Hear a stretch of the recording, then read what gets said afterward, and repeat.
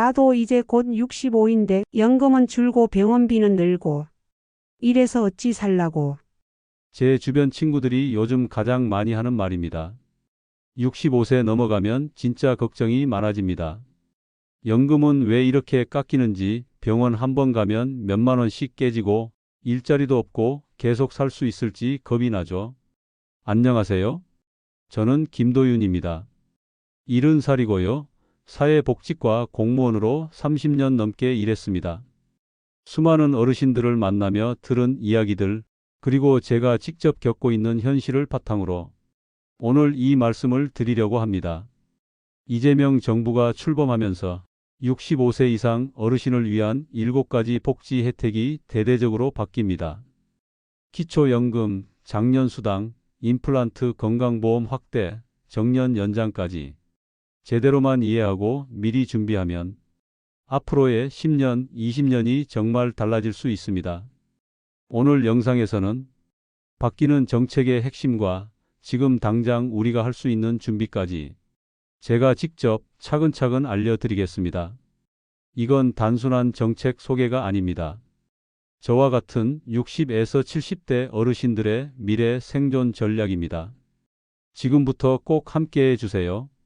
김 과장님, 기초연금이 왜 이렇게 줄어든 거예요? 저희 부부가 같이 사는 게 죄도 아닌데요. 10년 전쯤이었어요. 성남시 복지과에 있을 때 어떤 어르신 부부가 민원 씨를 찾아오셨습니다. 70 넘으신 두 분인데 얼굴이 잔뜩 상기돼 있었죠. 기초연금 수급 통지서를 받았는데 각자 32만 원씩 받을 줄 알았던 연금이 두 분 합쳐 51만 원밖에 안 된다는 겁니다. 아니, 따로 살면 각자 32만 원 받는다면서요. 같이 살면 왜 줄어요? 그럼 우리가 이혼이라도 하란 소리예요? 말문이 막히더군요. 그게 바로 기초연금 부부가맥 제도 때문이었습니다. 당시엔 그렇게 설명할 수밖에 없었어요. 같이 살면 생활비가 덜 들기 때문에 정부가 일부 감액합니다. 그 말을 하면서도 참 부끄러웠습니다. 이게 복지인가 싶었죠. 기초연금은 65세 이상 어르신에게 지급되는 기본소득 지원입니다. 올해 기준으로 한 분당 최대 32만 원. 하지만 부부가 같이 사는 경우 생활비 절감 효과를 이유로 두 사람 합산액이 약 11만 원 가까이 줄어들었습니다. 문제는 이 제도 때문에 실제로 주소를 따로 옮기는 부부, 심지어 이혼을 고민하는 분들까지 생겼다는 거예요. 그런데 드디어 이 잘못된 구조가 바뀌게 됐습니다. 이재명 정부가 부부가맥 폐지를 단계적으로 추진하겠다고 발표한 겁니다. 이제는 부부가 같이 살아도 각자 32만 원씩 합산 64만 원을 온전히 받을 수 있는 길이 열린 겁니다. 그럼 김 과장님, 저희도 다시 주소 합쳐도 되겠네요? 그 어르신 부부가 이 소식 들으면 얼마나 좋아하실지 상상이 됩니다. 단순히 11만 원 더 받는다고 생각하면 안 됩니다. 연으로 따지면 130만 원 이상 차이입니다. 이 돈은 병원비, 손주 용돈, 전기료, 식비, 어르신 부부의 실생활에 큰 숨통이 되어줄 수 있는 금액이죠. 무엇보다 중요한 건 이 정책이 주는 메시지입니다. 노년의 부부가 함께 살아가는 삶을 국가가 응원하겠다. 이건 복지 이상의 가치입니다. 지금 제도를 살짝 정리해 드릴게요. 기존 부부 수급 시 감액되어 총액 약 51만 원. 개편 후 부부 모두 32만 원씩 지급, 총액 64만 원. 시행 방식 단계적 폐지, 추후 예산 및 입법 통해 전면 적용. 이 제도는 이미 정부가 공식적으로 추진을 시작했습니다. 빠르면 일부 지자체부터 시범 적용이 될 수 있고 늦어도 내년, 후년쯤에는 전국적으로 확대될 수 있습니다. 따라서 지금 시니어분들께 꼭 권하고 싶은 건 두 가지입니다. 첫째, 본인과 배우자의 수급 내역을 반드시 확인해 보세요. 주민센터나 복지로 사이트에서 조회 가능합니다. 부부로 등록되어 있는지, 수급액이 감액되어 있는지도 체크해야 해요. 둘째, 제도 변화에 따라 이혼 위장이나 주소 분리는 더 이상 하지 마세요. 앞으로는 부부가 함께 살아도 불이익이 없습니다. 이건 복지 행정에서도 중요한 기준 변화입니다. 저는 오랫동안 복지 행정을 하면서 부부가 서로 돌보며 사는 모습을 볼 때마다 이런 분들이야말로 국가가 가장 먼저 챙겨야 한다고 생각했습니다. 이제야 그 방향으로 가는 것 같아 참 다행입니다. 다음은 더 심각한 문제. 퇴직 후 연금 받기 전까지의 공백기를 메워줄 제도, 장년수당에 대해 이야기해 보겠습니다. 김 과장님, 저 지금 일 그만두고 왔는데요. 연금 받으려면 3년이나 남았대요. 근데 뭐라도 좀 받을 수 있는 거 없나요? 너무 막막해서 전화 드렸어요. 2년 전 퇴직 직후 저를 찾아온 분이 계셨습니다. 63세였고 60세 정년 이후 계약직으로 버티다 그마저 끝난 상황이었죠. 건강이 썩 좋은 것도 아니고 연금은 65세부터 나온다 하니 말 그대로 중간에 딱 끊겨버린 시기였습니다. 이 시기를 장년 공백기라고 부릅니다. 60세에 퇴직하면 국민연금은 65세부터 나오고 기초연금도 그때부터입니다. 즉 퇴직과 연금 사이에 5년 공백, 이게 지금 수많은 어르신들이 겪고 있는 현실이에요. 이재명 정부는 바로 이 문제를 해결하겠다고 나섰습니다. 65세 이전의 장년층도 국가가 책임지겠다. 이 말이 바로 장년수당으로 이어진 거죠. 장년수당은 이렇게 운영될 예정입니다. 대상 60에서 64세 사이 퇴직자, 특히 소득 단절자. 지원액 연간 120만 원, 즉 월 10만 원 정도. 목적 국민연금 개시 전 공백기 생계 지원. 도입 방식 시범사업 전국 확대 계획. 물론 10만 원이 얼마나 대단하냐 하실 수도 있어요. 하지만 이건 단순한 현금 지원 그 이상입니다. 그분이 제게 이런 얘기를 했어요. 10만 원이면 딱 병원비랑 교통비 정도는 돼요. 그리고 뭔가 제가 잊히지 않았다는 느낌이 들어요. 정확히 그겁니다. 돈보다 중요한 건 사회가 나를 버리지 않았다는 감각이에요. 특히 60대 초반, 일자리도 없고 어디 갈 데도 없고 자식들도 바쁘고 그때는 돈보다 자존감이 무너지는 게 더 무섭습니다. 이 장년수당이 중요한 이유는 세 가지입니다. 첫째, 정서적 연결입니다. 수당 하나가 복지관 일자리 센터 지자체 프로그램과 연결됩니다. 이 돈 받고 계시죠? 이런 일자리도 한번 보실래요? 그렇게 다시 사회 속으로 끌어내는 통로가 돼요. 둘째, 공백기 방지입니다. 아무 소득 없이 35년을 버티는 건 거의 불가능합니다. 그 사이 건강도 망가지고 자존감도 무너지고 결국은 노후 전부를 위협하는 결과로 이어지죠. 셋째, 복지의 사각지대 해소입니다. 기존에는 65세부터만 국가가 돕는다는 시기였죠. 이제는 노후를 준비하는 시기부터 돕는다는 방향으로 바뀌는 겁니다. 지금 이 정책은 전국적으로 시행되진 않았습니다. 하지만 지자체별 시범사업이 이미 준비 중이에요. 예산과 제도 정비가 끝나는 대로 차례차례 확대될 예정이라고 정부는 밝혔습니다. 그래서 지금 어르신들이 하셔야 할 건 두 가지입니다. 지자체 홈페이지나 복지과에 전화해서 물어보세요. 우리 시에서는 장년수당 시범사업 하나요? 지역에 따라 다르기 때문에 꼭 직접 확인하셔야 합니다. 자신이 해당되는지 미리 체크해 두세요. 60에서 64세, 소득 단절 상태, 연금 수령 전. 이 세 가지 중 2개 이상 해당되면 신청 대상이 될 가능성이 높습니다. 마지막으로 제가 상담했던 그분 이야기로 마무리할게요. 장년수당 이야기를 듣고 그분이 하신 말이 아직도 기억에 남아요. 김 과장님, 그냥 뭐라도 있다는 게 위로가 되네요. 누가 나 같은 사람도 생각해 준다는 게요. 정책은 숫자만 보면 아무것도 아닐 수 있지만 현장에서는 한 사람의 삶을 붙잡아주는 손길이 될 수 있습니다. 장년수당, 그게 그런 정책입니다. 다음은 많은 어르신들이 가장 불편해하시는 부분, 치아 치료비를 확 줄여주는 임플란트 건강보험 확대에 대해 말씀드리겠습니다. 김 과장님, 나 이거 그냥 뽑으려고요. 임플란트 하라는데 130만 원 넘게 든대요. 그냥 죽 때려 먹고 살지 뭐, 안 그렇소? 그날도 그 말이 가슴에 박혔습니다. 동네에 살던 76세 박영자 어르신, 조용하고 늘 인사 잘하시던 분이었는데 치과 다녀온 후 얼굴이 어두워졌더라고요. 어금니가 빠져서 임플란트를 해야 하는데 건강보험 적용이 되는 건 딱 2개뿐이고 그나마도 자부담이 커서 엄두가 안 난다고 하셨어요. 치아 문제는요, 그냥 입안 문제로 끝나지 않습니다. 음식을 제대로 못 씹으면 위장이 망가지고 영양이 부족해지면 체력이 떨어지고 사람들 만나기도 싫어지고 말수도 줄어듭니다. 치아가 무너지면 삶도 무너집니다.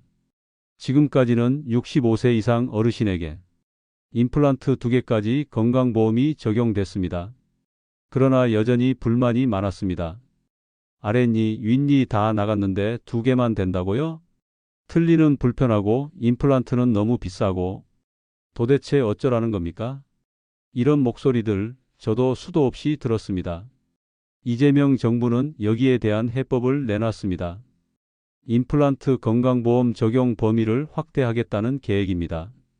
기존 65세 이상 1인당 2개까지 보험 적용, 확대한 적용 개수를 최대 4개까지 확대, 적용 연령도 60세로 낮추는 방안 검토 중. 이렇게 되면 어떤 변화가 생기느냐? 예를 들어 양쪽 어금니 위아래 4개가 다 나간 분도 자비 없이 4군데 다 임플란트 시술을 받을 수 있게 됩니다. 비용 부담은 절반 이상 줄어들고 틀니 대신 더 편하고 오래가는 치료를 선택할 수 있게 되는 거죠. 그리고 무엇보다 중요한 건 내가 선택할 수 있다는 자유입니다. 지금까지는 비용 때문에 치료를 포기하거나 틀니라는 불편한 대안을 받아들여야 했습니다. 하지만 이제는 내가 원하고 필요하면 임플란트를 해도 된다. 그 선택지가 생기는 겁니다.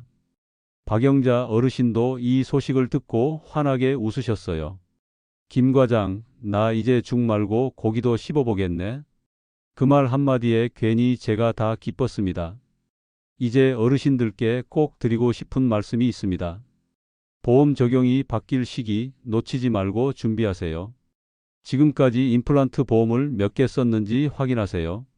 국민건강보험공단에 문의하면 확인해 줍니다. 지역에 따라 시범사업이나 확대 적용 시기가 다릅니다. 보건소, 복지관, 병원 접수 창구에 물어보면 빠르게 적용 가능한 지역도 있습니다. 틀니에서 임플란트로 전환을 고민하고 있다면 지금 시점이 바로 기다리면 혜택이 커지는 시기입니다. 무작정 수술 잡지 말고 정책 상황부터 파악하세요. 치아는 단순히 음식을 씹는 도구가 아닙니다. 말하고 웃고 소통하고 노년의 삶의 질을 결정짓는 핵심 중 하나입니다. 그리고 국가가 이제 그걸 이해하기 시작한 겁니다. 65세 이상 어르신의 입 안 건강을 국가가 비용 문제까지 책임지겠다고 말이죠.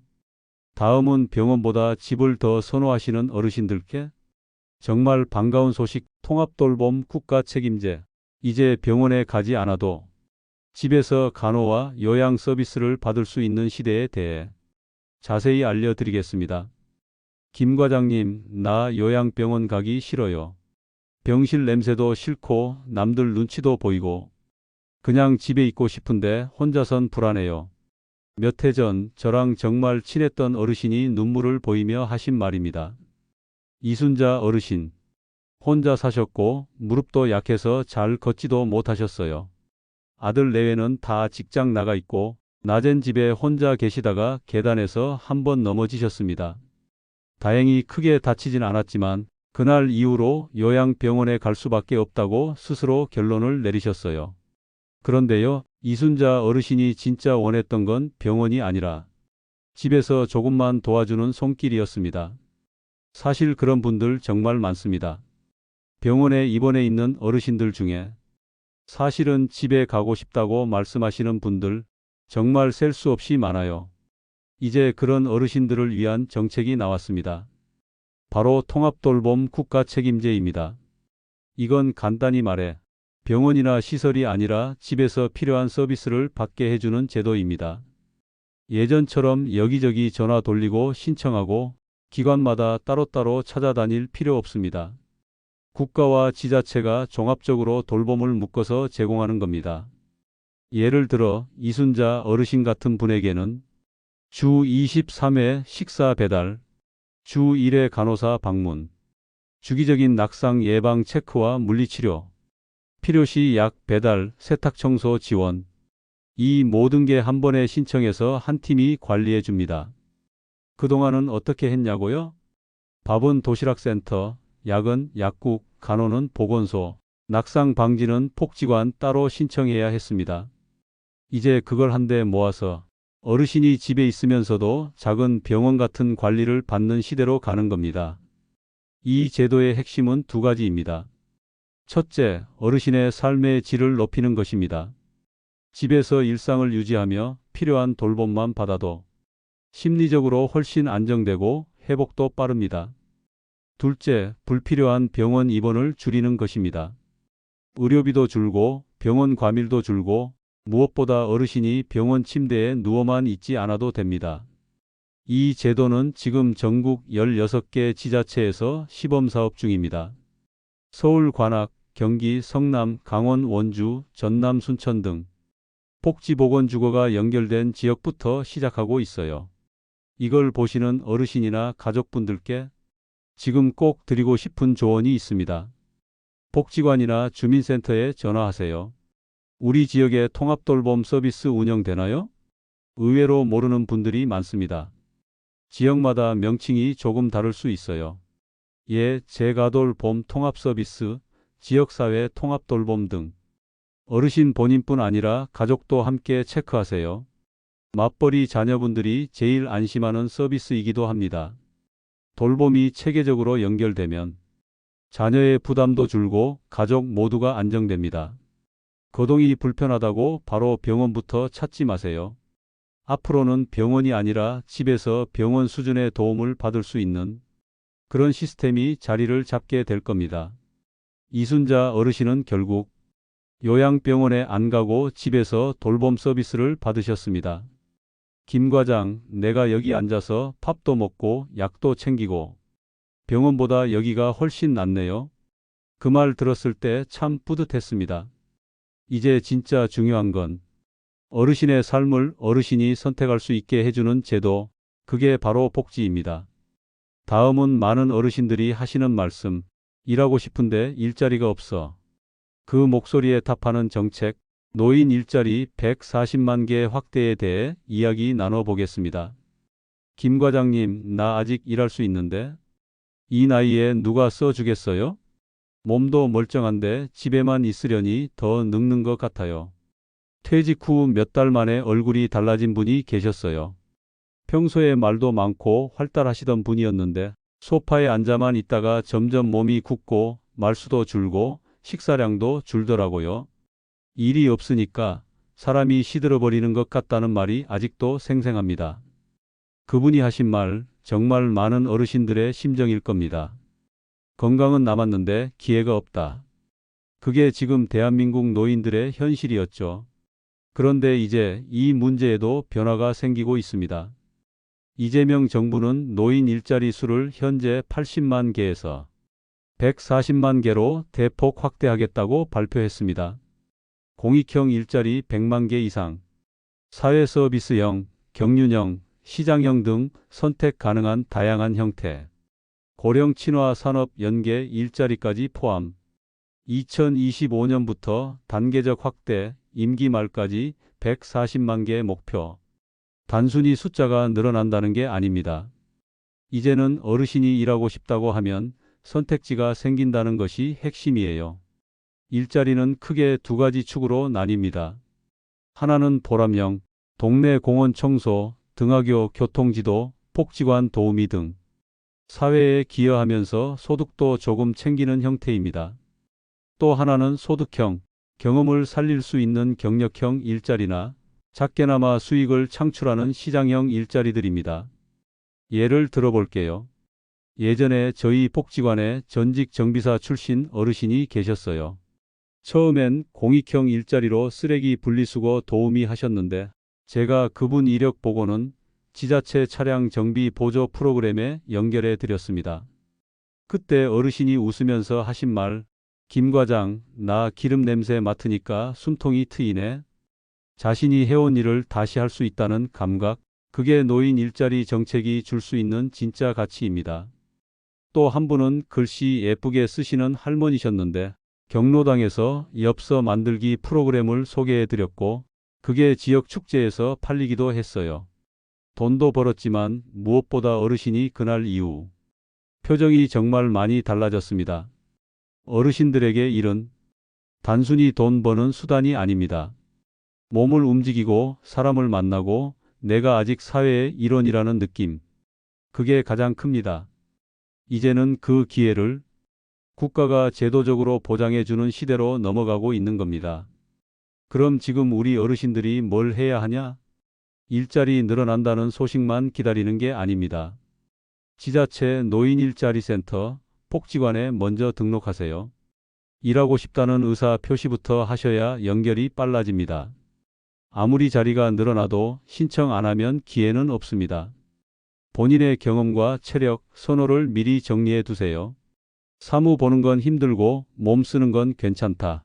기계를 다뤄봤다. 아이들 돌보는 일 좋아한다. 이런 기본 정보가 매칭에 꼭 필요합니다. 단기 시범 사업이라도 일단 참여해 보세요. 작은 보조 사업도 나중에 정규화되면 먼저 경험한 분들이 우선 채용되기도 합니다.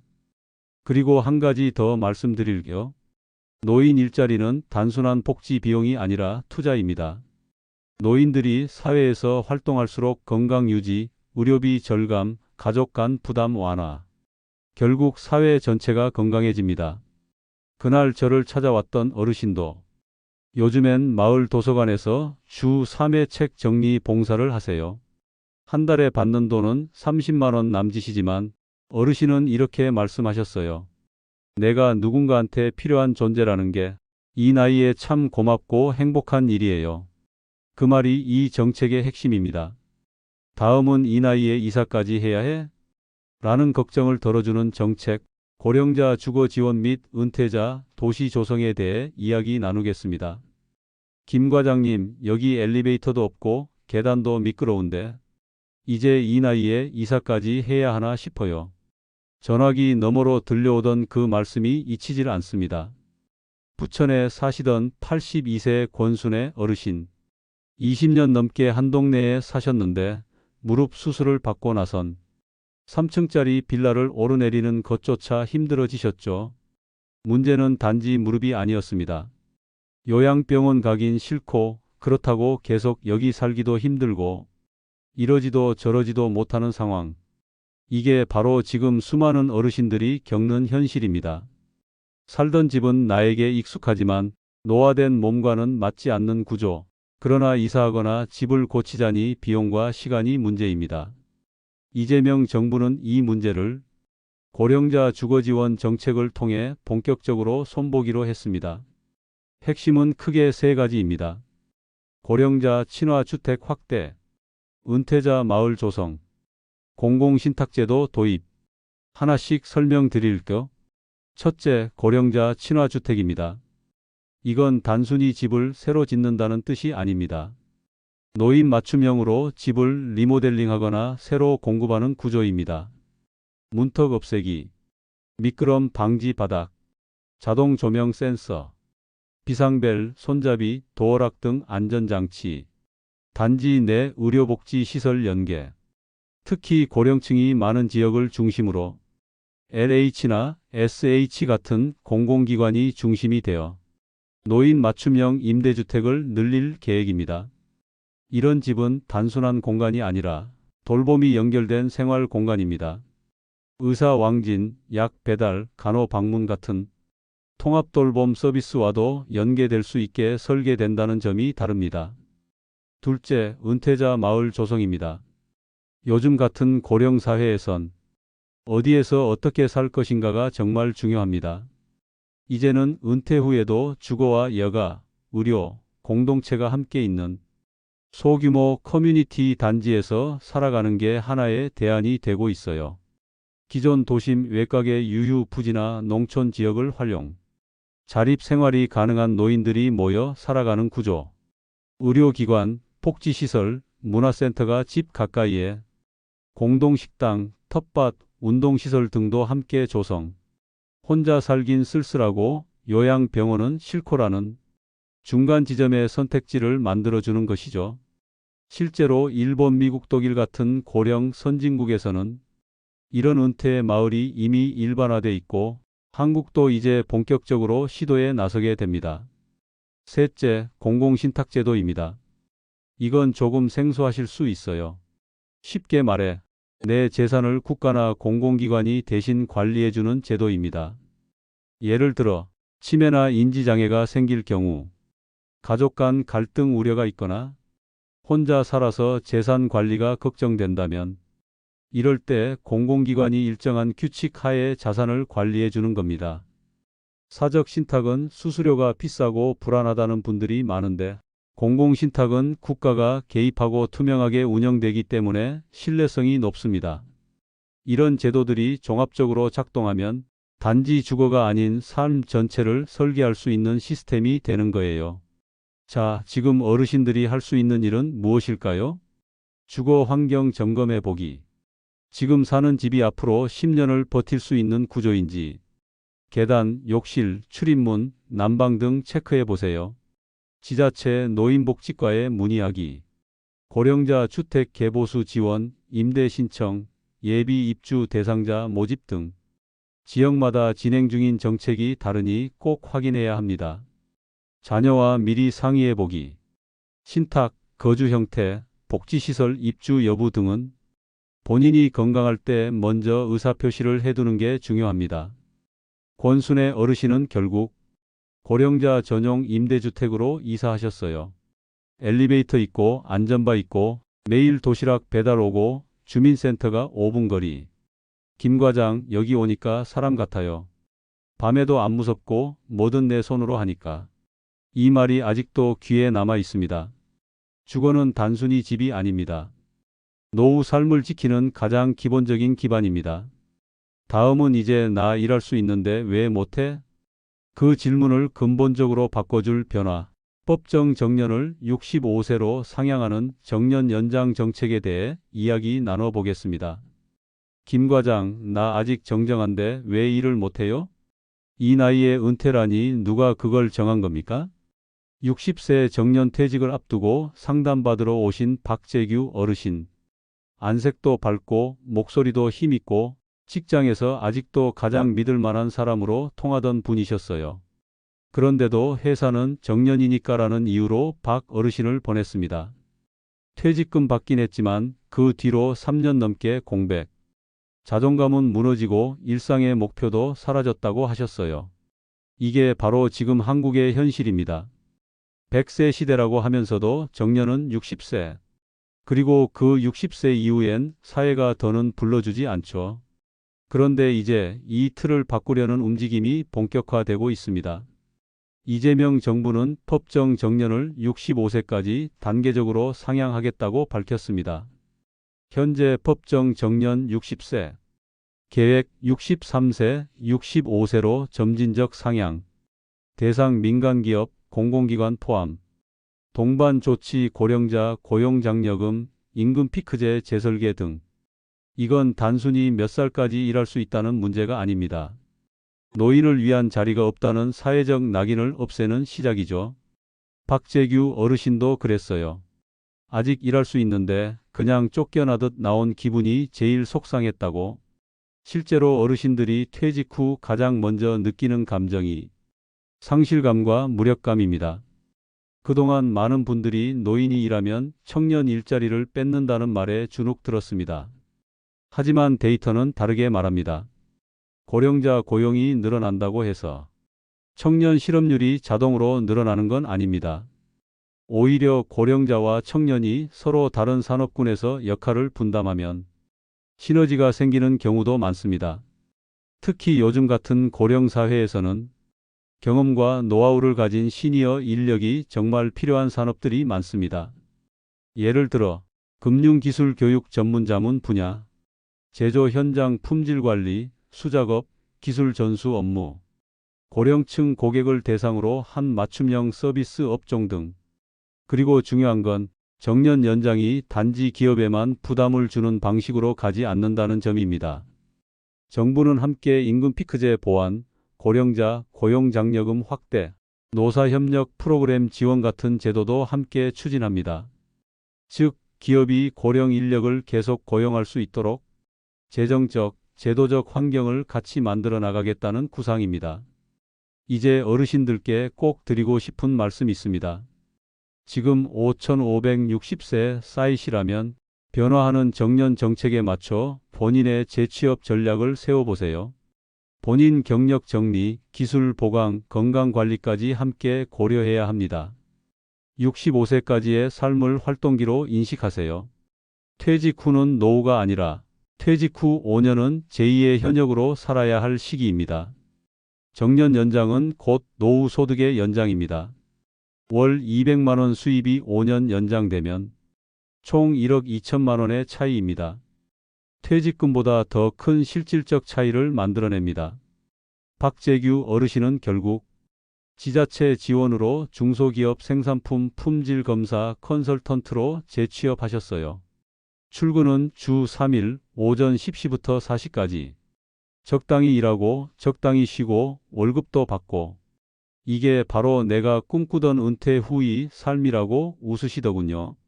60세는 은퇴가 아니라 다시 시작하는 나이입니다. 그 출발점에 이제 제도가 함께 서려고 합니다. 그런데 많은 분들이 이렇게 물으십니다. 아무리 좋은 정책이라도 예산은 괜찮은 겁니까? 이 부분도 짚고 넘어가야겠죠. 실제로 기초연금, 임플란트 보험 확대, 장년수당, 정년 연장까지 다 좋긴 한데 다 합치면 국가 재정에 엄청난 부담이 가는 것 아니냐는 걱정이 나올 수밖에 없습니다. 저도 현장에서 어르신들 상담하다 보면 꼭 듣는 질문이 있어요. 나중에 돈 떨어지면 복지 중단되는 거 아니에요? 지금은 준다고 해놓고 몇 년 지나면 바뀌는 거 아니냐고요? 이런 걱정 사실 공무원으로 오래 일했던 저도 충분히 공감합니다. 그래서 정부가 이 부분을 어떻게 풀겠다는 건지 구체적으로 말씀드릴게요. 첫째, 예산 총량 확대가 아닌 재구조화로 접근합니다.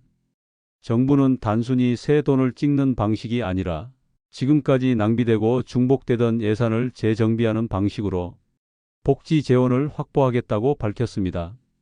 기존 유사 중복 사업 통폐합, 불필요한 비효율적 행정 지출 감축, 예산 투자 조정 회의를 통해 우선순위 중심 배분 체계 도입, 즉 돈을 새로 쓰는 게 아니라 있던 돈을 더 똑똑하게 쓰자는 전략입니다.